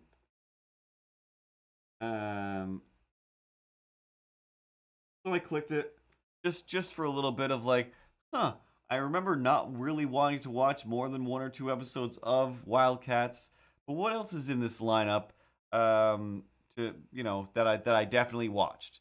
I still flip between channels, when we did actually have cable and I could watch certain things, and the CBS lineup was definitely probably the worst. But within that lineup, for that particular era, was the Dennis the Menace cartoon, which I did watch probably most of the episodes, only because, I'd also would read the comics in the newspaper, which were terrible. Dennis the Menace is awful. He's not funny. He's not interesting. He's not even that much of a menace. He's just stupid. Just stupid and annoying. And the cartoon version was even worse. It was just, oh my god. It was like, how did this even stay on TV for a minute? This is unwatchable. Scrolled through that real quick. And then there was the Five Goes West series, which definitely I watched a ton of that.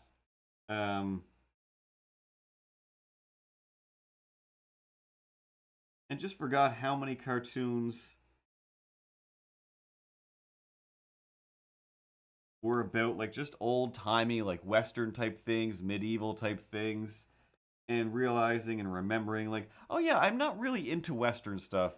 I'm not really into medieval stuff, medieval things. And most of the cartoons were about that, but they were still about standard Saturday morning sitcom type situations that were just the like, hey, we're just learning a lesson about sharing. Um, and I think the Five Goes West American Tail series, the only thing I really that made it watchable for me, I think, was the fact that Dom DeLuise still did the cat's voice, or whoever did the cat's voice did a really great Dom DeLuise voice. But I think it was still Dom DeLuise, because I believe Dom DeLuise was that kind of guy. It would just be like, no, no, like that's me. I'm that character. So yeah, I'll show up.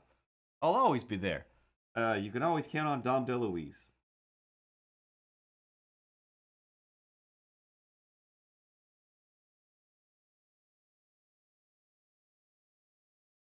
But same thing, like, ugh, this might as well be Dennis the Menace. Like, I don't care about this.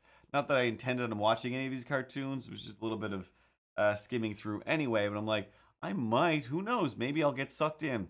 So it was Dennis the Menace, Five Goes West, Wildcats, something else that was like part of the action part of the morning that I don't remember now.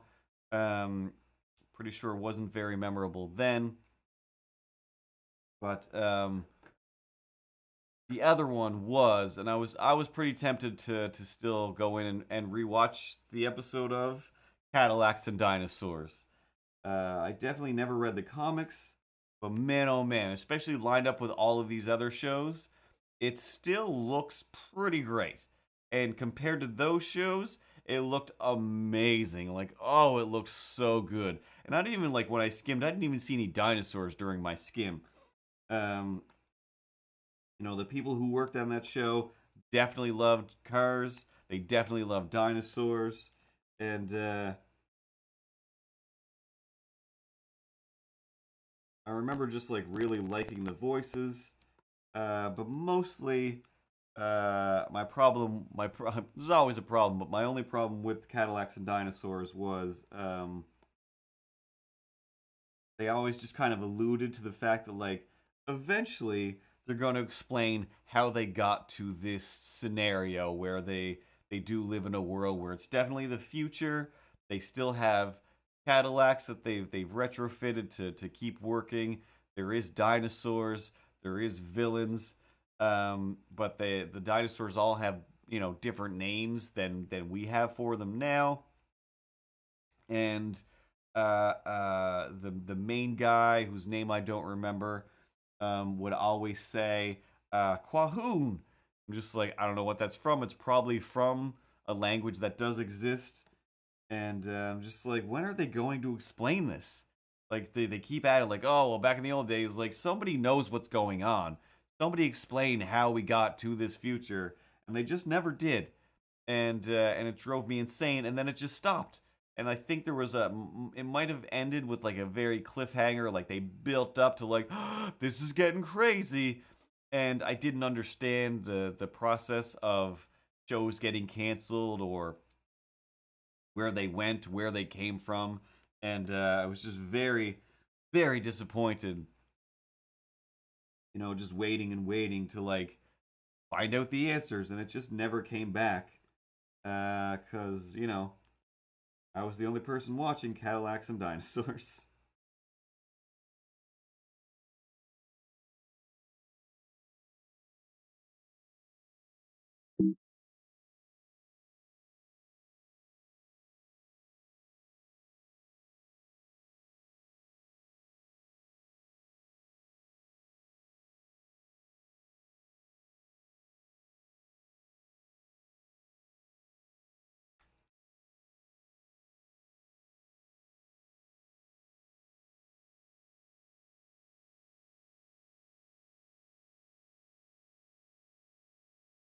Okay.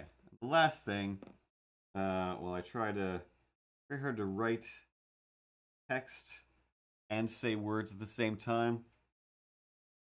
But over the weekend, a friend of mine was like, "Hey, like I'm a little bit younger, business and tech savvier than you are. Have you thought about doing I've already forgotten the letters, but like FTLs or something like that. I'm just like I don't know what that is. I don't know what that is.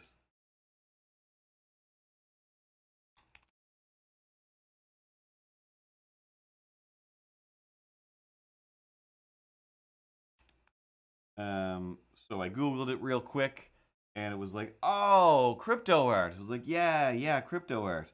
Um, like I don't understand. I still don't understand what that is.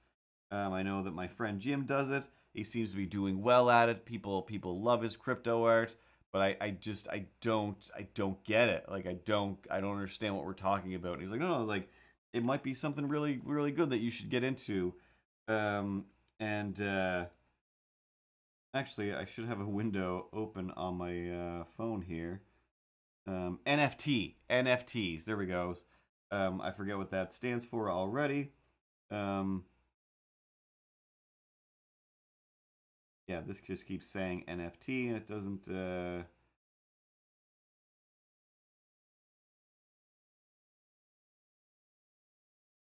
50 Gateway. I don't know.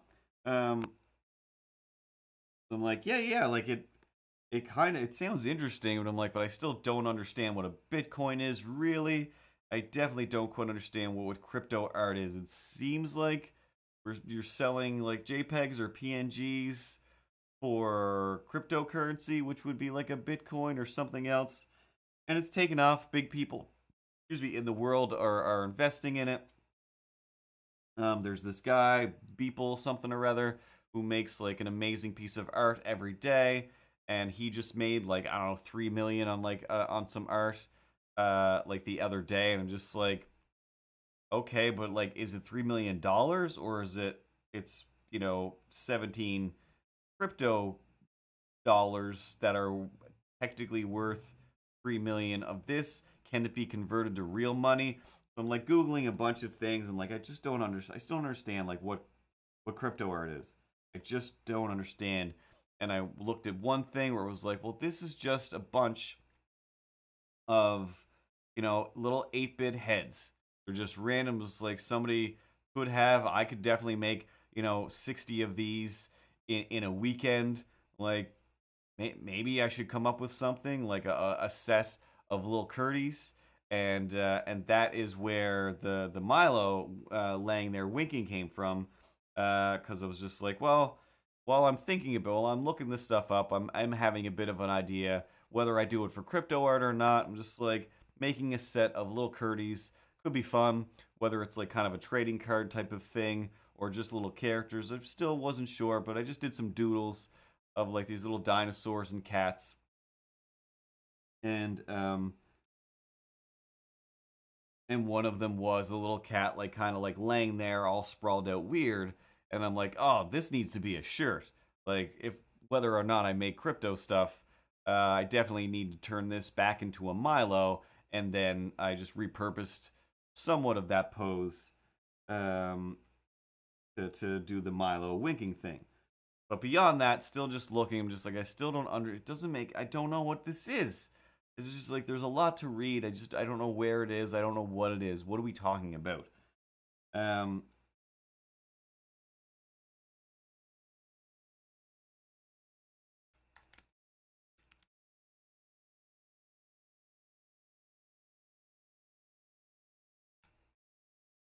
and then a handful of days passed.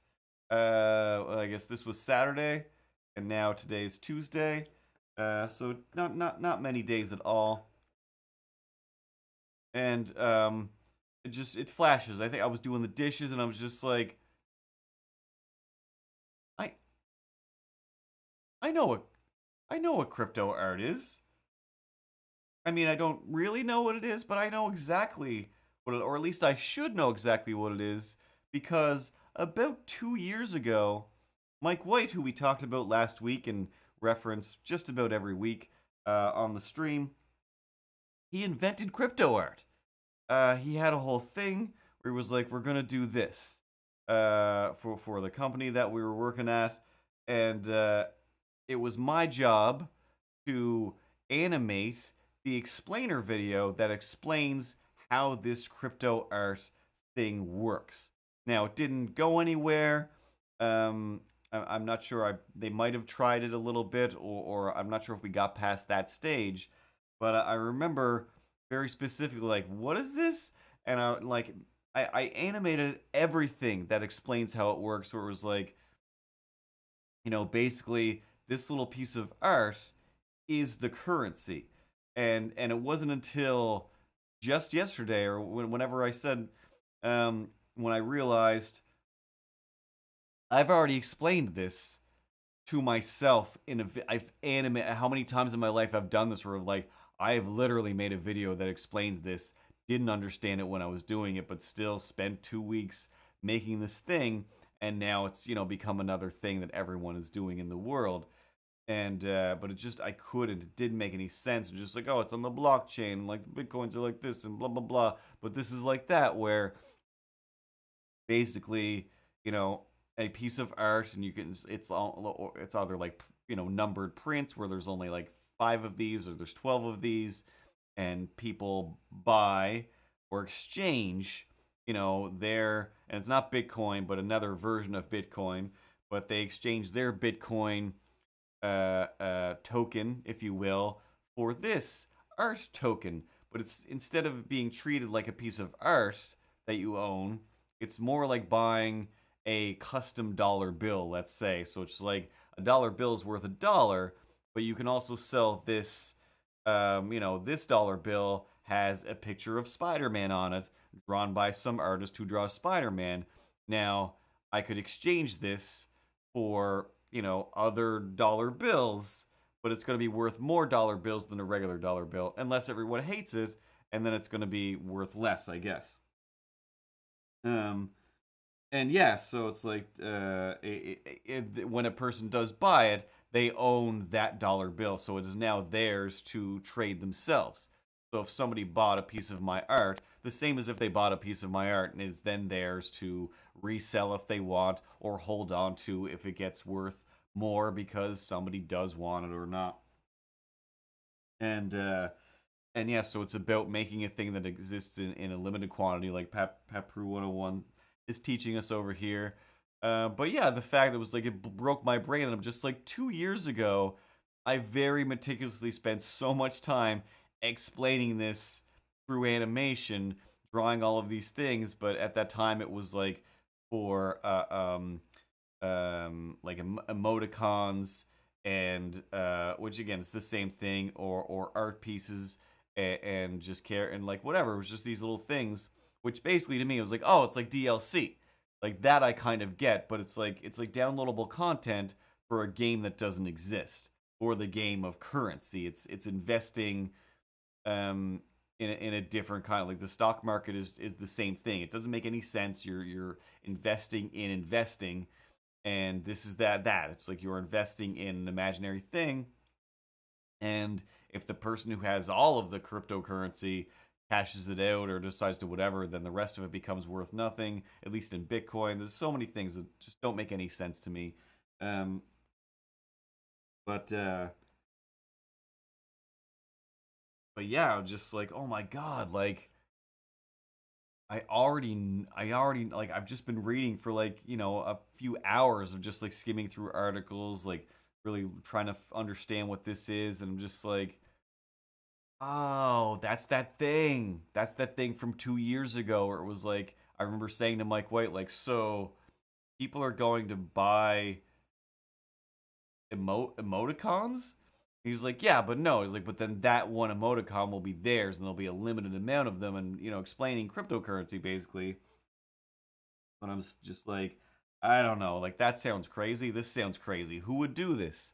And then, Twitter and Instagram is still just full of just like NFTs. Like, are you into NFTs? I've got some NFTs. This NFT is worth $3 million. This guy, this kid just made like whatever. And then you look at some of the stuff. Like my friend Jim is just like, he sells art already. Like he is a worldwide art making guy. He's done, cover art for like famous bands, and video games, and he does a lot of like this synthwave stuff. And then he'll make prints and sell a limited amount of those prints, and they always like usually sell out. And I'm just like, wow, like I'm so jealous, like so jealous that you can just be like, hey, I did a run of art, I printed, did a bunch of prints.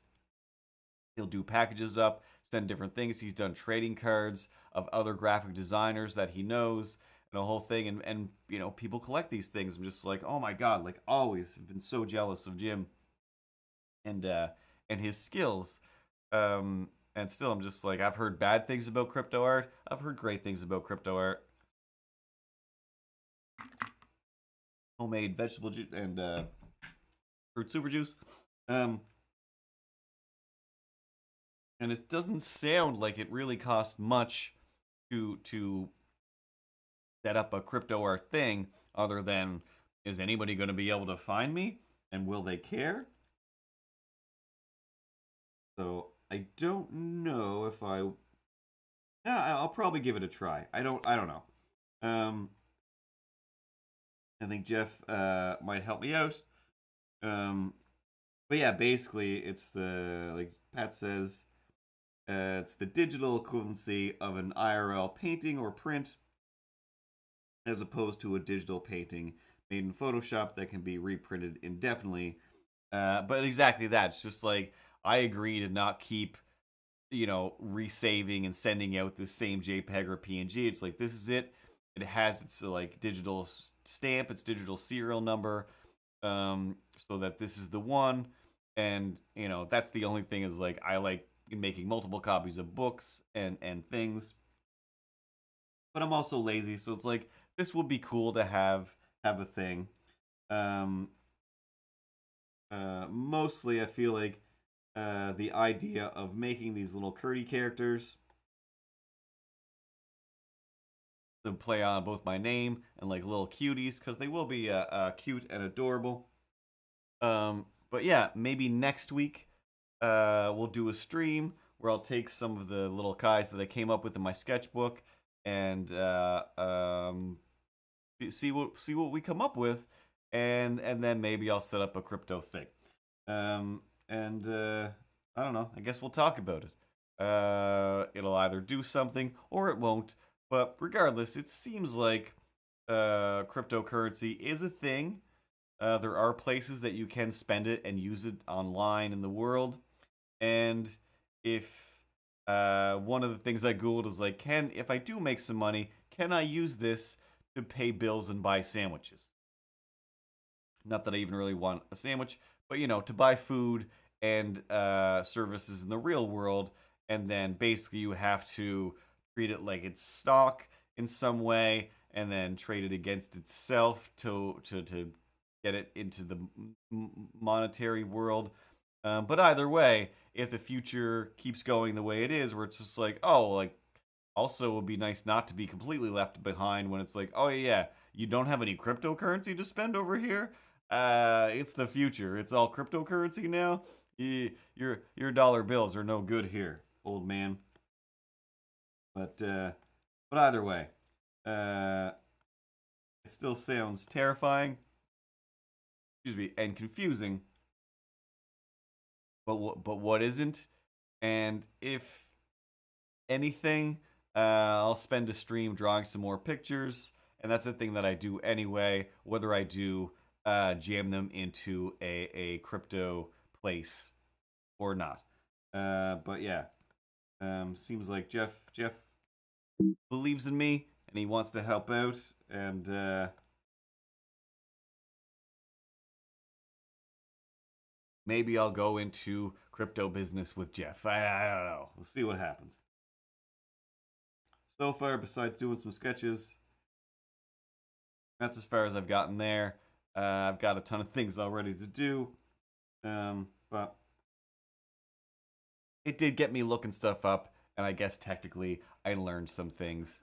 And that's what life's all about: learning things, experiencing things. You take the good, you take the bad, and there you have the crypto fact of crypto life. The crypto fact.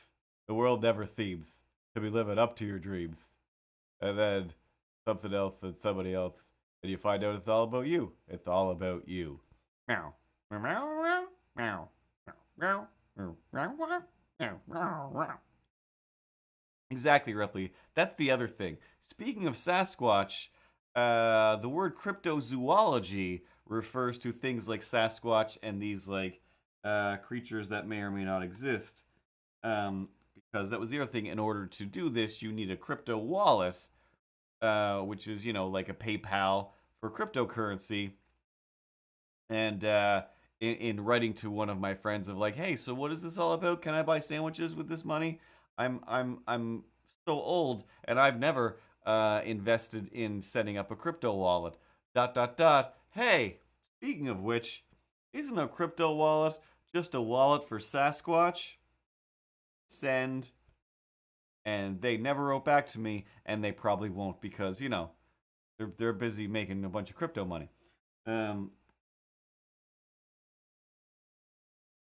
But that's what the word crypto usually means to me is, alien autopsies and jackalopes and chupacabras.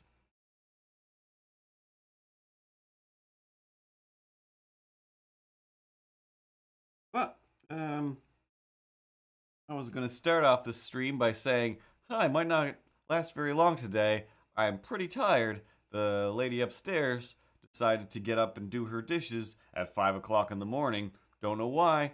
Don't know why. Used to think, oh, they must have to go to work really early, so they get up really early and get some stuff done or whatever. But no, no, come 4 o'clock, 2 o'clock, all day long, I see you weren't getting up, getting ready to go to work or go anywhere. You're still wearing your pajamas, taking the dog outside to go to the bathroom.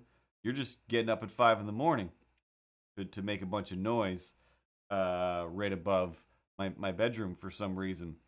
Go to sleep. Go to sleep or sit quietly. Put on some headphones and watch TV instead of stomping around. Why? Why are you doing this? So this morning I was, what is happening? I am wide awake. It must be time to get up. So, speaking of which, I think that's a different neighbor making a bunch of noise, stomping around. But yeah, somewhere in the middle of the afternoon, or actually, yeah, around 5:30 ish, I was like, I just want to do a little more work. I should call my mom before the stream. I'm just like, oh no, I think I'm falling asleep in this chair. I better go for a walk and get some energy.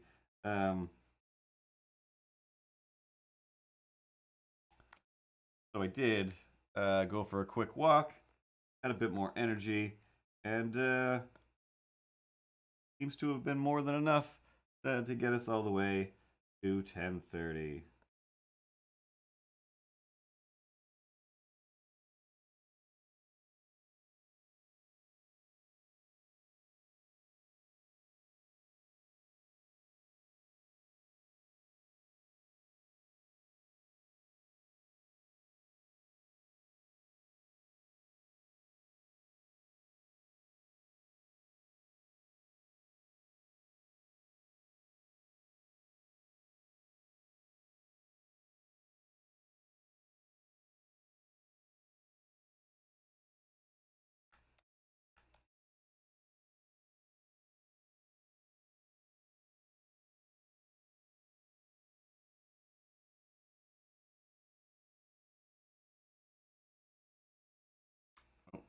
switch this back over to the drawing camera.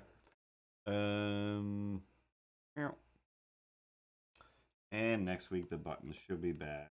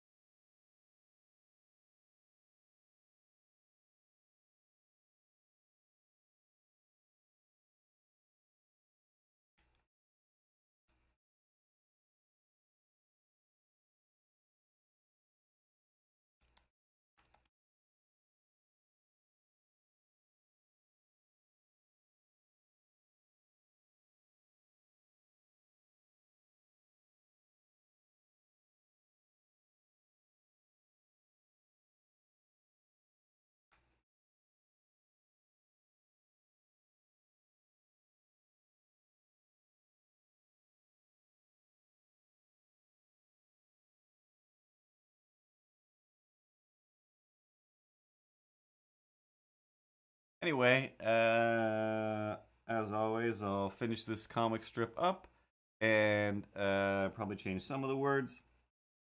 Put it on Instagram somewhere during the week. But basically, panel 1. I wish I could make those comics that copy and paste the same image for each panel. I'll definitely add some more text to that. And then Milo was like, Control Z and Control V. You're done. What's stopping you?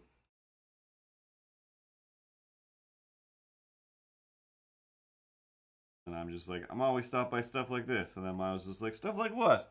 And clearly he's gone and done something crazy for the panel. And yeah, thanks to everyone for hanging out once again. Always appreciate it. And of course, thanks to the staff here at Mr. Cartoons on behalf of myself and Pat Prue 101 for all the things that they do to make this come together. That's right, sweetest angel. Without you, none of this would work. Without the encouragement of Tedward in the background there, and of course, so many random characters. I am over here live on location. I have so many things to talk about, and nobody got to me at all for this week's news of the world, as I see it, as I report it. All right, Batman. Sorry, totally forgot about you. I'm sure lots has gone on, but yeah, your camera is way too far away, and it's hard to switch between you and me. So yeah, maybe next week we'll see what you've got to report on from the dance club. It's not just from the dance club. This is just where I'm reporting from. This is the location that I'm live from. But I'm still out and about all night long, patrolling here, patrolling there, watching CNN, and reading the newspapers. I know it all. I see it all. And I'm just good at reporting. You're really not? You're really not. But anyway, have a good night, everybody. I'll be back here next Tuesday. And let's say this Thursday night, I'll try and do a video game stream. I don't think I need to reset up anything for that. I think I'm already set. But it's been a while since I double checked all of that stuff. Slash, I don't quite remember how I have it so the audio goes into the mixer and then through my headphones. But I think it's simpler than I remember it. But I know that it's not set up for that right now. But we'll see. Anyway, yeah. Everybody have a good night. Whatever it is that you do, enjoy it. And you know, if you think you don't have time for it, make time for it, because that's the time that that makes the rest of your time better, smoother, faster, especially if you're quarantined and locked down across the country and world. Finding those things that aren't straight up within your repertoire, that aren't in your routine, and that you don't have to do every day, but those things that are just like, oh, this is my hobby, but more so than your hobby, remember that those are the things that actually, make you want to do the other things. Those are your breaks and your inspirations. I'm sure I could have come up with a better way to say that, but that's just what I learned in therapy last week. Tomorrow is a new therapy day, and see what therapy lady has to say. I have to say, she's in the States, and it's so hard. I honestly, even though I'm just saying a bunch of stuff, hey, here's a story about my dad that I've said on the stream 1,000 times, but for some reason when I tell it to you, I'm just going to start crying, and some lady on like a Zoom type screen is just like, like, yep, I'll wait till you're done crying. Like, it's okay to get this out. Like, I don't know why I'm crying through this. This is not, I literally just said the same thing last Tuesday. But anyway, yeah, I'm adding a bit of emotionalness to it because that's what we're here for. But even in that, even in a state of emotional upheaval, trying to explain this and that about my life, and is this a good way to feel about things, and is this an appropriate amount of worry? I still am so tempted to be like, hey, before you go, do you say pop, soda pop, or soda? Doesn't matter in any way, shape, or form, but for some reason, when somebody is from another country and pop exists, I really want to know what they call it, and I don't know why that is. In 2 weeks, and I still desperately want to ask her that. Maybe I'll find out tomorrow. It really doesn't matter, but let's find out what one person in Indiana calls her carbonated flavor water. I assume most of you guys call it pop, but I don't know. Next week, maybe we'll do that poll in the chat as well. Anyway, it's getting late, and time to go to bed. Enjoy your pop, and yeah, talking to you guys next Tuesday. Same stream time, same stream channel. Links to books and merchandise are all at mrcartoons.com. Credits? Yeah.